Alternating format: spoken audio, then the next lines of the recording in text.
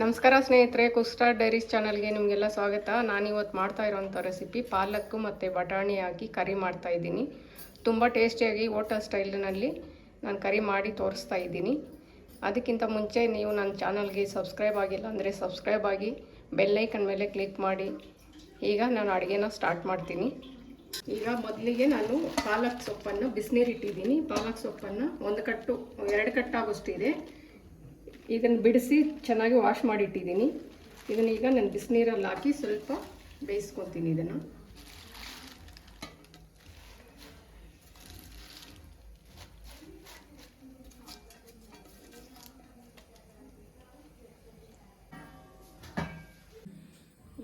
ಈಗ ಚಿಕ್ಕದಾಗಿ ಮಸಾಲೆ ರುಬ್ಕೊಳ್ಳೋದಕ್ಕೆ ಒಂದು ಅರ್ಧ ಕಪ್ ಆಗೋಷ್ಟು ಈರುಳ್ಳಿನ ಹಾಕ್ತಾಯಿದ್ದೀನಿ. ಒಂದು ಟೊಮಟ ರಸ ಎಲ್ಲ ತೆಗೆದುಬಿಟ್ಟು ಒಂದು ಟೊಮಟ ಹಾಕ್ತಾಯಿದ್ದೀನಿ. ಹಾಗೆಯೇ ಚಿಕ್ಕದಾಗಿ ಒಂದು ಅರ್ಧ ಕಪ್ ಆಗೋಷ್ಟು ಮೊಸರು.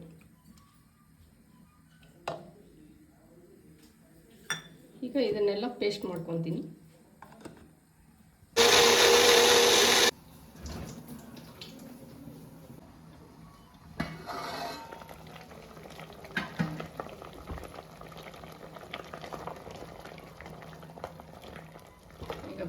ಬೆಂದಿದೆ ಅಂತ ನೋಡೋಣ. ಬೆಂದಿದೆ. ಈಗ ಇದನ್ನು ಸೋಸ್ಕೊಂಡು ತಣ್ಣಗೆ ಮಾಡಿ ಮಿಕ್ಸಿ ಜಾರ್ಗೆ ಹಾಕಿ ರುಬ್ಕೊತೀನಿ. ಸ್ಟವ್ ಆಫ್ ಮಾಡಿ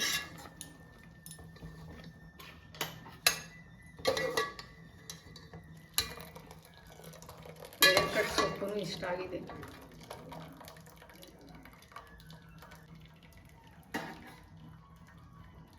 ನಾನು ಸ್ಟವ್ ಅಂಟಿಸಿ ಬಾಣಲಿ ಇಟ್ಟಿದ್ದೀನಿ ಒಗ್ಗರಣೆಗೆ.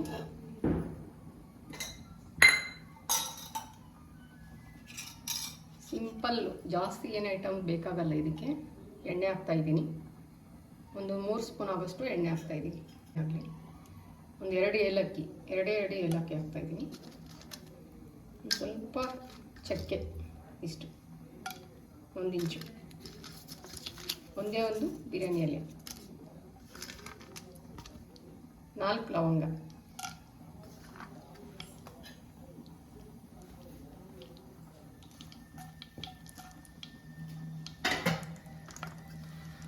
ಈಗ 1.5 ಗಡ್ಡೆಯಷ್ಟು ಬೆಳ್ಳುಳ್ಳಿ ಸಣ್ಣದಾಗಿ ಕಟ್ ಮಾಡಿ ಇಟ್ಟಿದ್ದೀನಿ. ಇದನ್ನು ಸೇರಿಸ್ತಾ ಇದ್ದೀನಿ.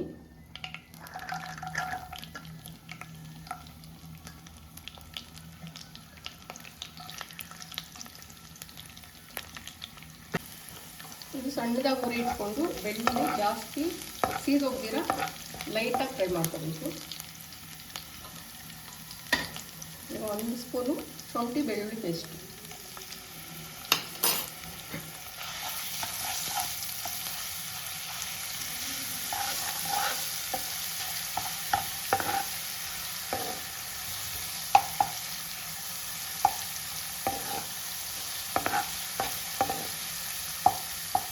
ಬೆಳ್ಳುಳ್ಳಿ ಕಲರ್ ಚೇಂಜ್ ಆಗಬಾರ್ದು, ಇದೇ ಥರ ಇರ್ತೀವಿ. ಲೈಟಾಗಿ ಉರಿ ಇಟ್ಕೊಂಡು ಹುರ್ಕೋಬೇಕು. ಈಗ ನಾನು ರುಬ್ಬಿರೋವಂಥ ಟೊಮಾಟ ಮತ್ತು ಈರುಳ್ಳಿ ಮೊಸರು ಈ ಪೇಸ್ಟನ್ನು ಸೇರಿಸ್ತಾ ಇದ್ದೀನಿ.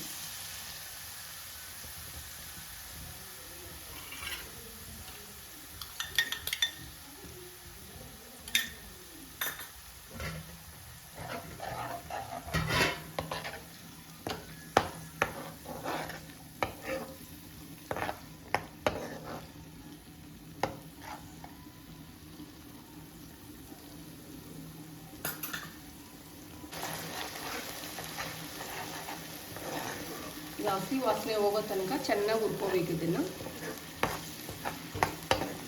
ಸಣ್ಣದಾಗಿ ಉರಿ ಇಟ್ಕೊಂಡು ಚೆನ್ನಾಗಿ ಹಸಿ ವಾಸನೆ ಹೋಗೋ ತನಕ ಹುರ್ಕೋಬೇಕು. ಈಗ ಸೊಪ್ಪು ತಣ್ಣಗಾಗಿದೆ. ಇದು ಪಾಲಕ್ ಸೊಪ್ಪು ನಾನು ಅದೇ ಜಾರ್ಗೆ ಹಾಕಿ ರುಬ್ಕೊಳ್ತೀನಿ.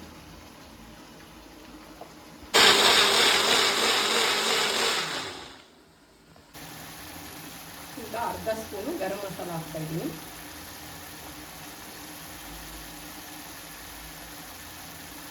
ಒಂದು ಸ್ಪೂನ್ ಧನಿಯಾ ಪುಡಿ. ನಾನು ಹಸಿಮೆಣಸಿನಕಾಯಿ ಯೂಸ್ ಮಾಡ್ತಾ ಇಲ್ಲ, ಖಾರದ ಪುಡಿ ಹಾಕ್ತಾಯಿದ್ದೀನಿ. 1 ಸ್ಪೂನ್ ಆಗೋಷ್ಟು ಖಾರದ ಪುಡಿ ಹಾಕ್ತೀನಿ.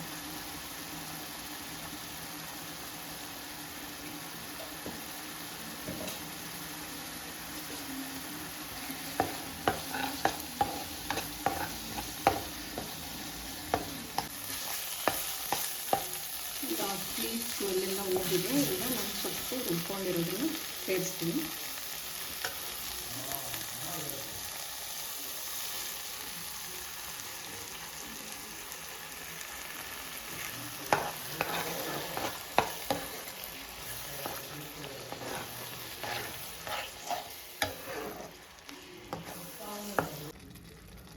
ಈಗ ನಾನು ಒಂದು ಅರ್ಧ ಗ್ಲಾಸ್ ನೀರು ಹಾಕಿ ಚಿಕ್ಕ ಗ್ಲಾಸಲ್ಲಿ ಜಾರಿಗೆ ತೊಳೆದು ಹಾಕ್ತಾಯಿದ್ದೀನಿ ನೀರನ್ನ.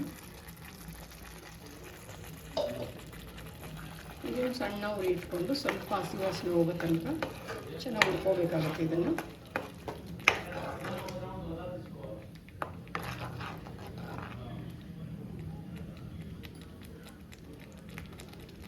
ಒಣಗಿರೋ ಬಟಾಣಿ ಇದನ್ನು ಒಂದು 8 ಗಂಟೆ ನೆನೆಸಿ ಮತ್ತು ಕುಕ್ಕರ್ಗೆ ಒಂದು 4 ವಿಸಿಲ್ ಕೂಗಿಸಿದ್ದೀನಿ. ಚೆನ್ನಾಗಿ ಬೆಂದಿದೆ. 100 ಗ್ರಾಮ್ ಆಗೋಷ್ಟು ಇದೆ. ಇದನ್ನು ಸೇರಿಸ್ತಾ ಇದ್ದೀನಿ. ಈಗ ನೀವು ಬೇಕಿದ್ದರೆ ಹಸಿ ಬಟಾಣಿ ಬೇಕಾದ್ರೂ ಹಾಕ್ಕೋಬೋದು. ಈಗ ಉಪ್ಪು ಹಾಕ್ತಾಯಿದ್ದೀನಿ. ನಾನು ಬಟಾಣಿಗೆ ಹಾಕಿದ್ದೀನಿ. ಸ್ವಲ್ಪ ಗ್ರೇವಿಗೆ ಎಷ್ಟು ಬೇಕೋ ಅಷ್ಟು ಹಾಕ್ತೀನಿ.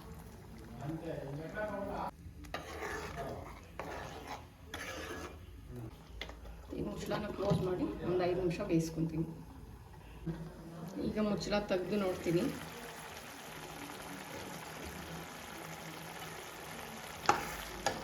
ಬಟಾಣಿಗೆ ನಾವು ಹಾಕಿರೋ ಮಸಾಲೆ ಎಲ್ಲ ಹಿಡಿದು ಚೆನ್ನಾಗಿ ಟೇಸ್ಟಿಯಾಗಿ ಚೆನ್ನಾಗಿ ಬಂದಿರುತ್ತೆ. ಈಗ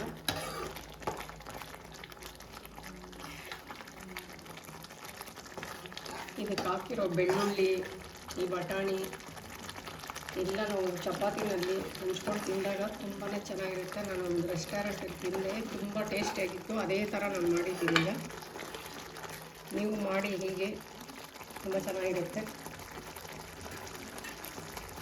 ಈಗ ರೆಡಿ ಆಗಿದೆ. ನಾನು ಸರ್ವಿಂಗ್ ಪ್ಲೇಟಲ್ಲಿ ತೊಗೊಳ್ತೀನಿ. ಸ್ಟವ್ ಆಫ್ ಮಾಡ್ತೀನಿ.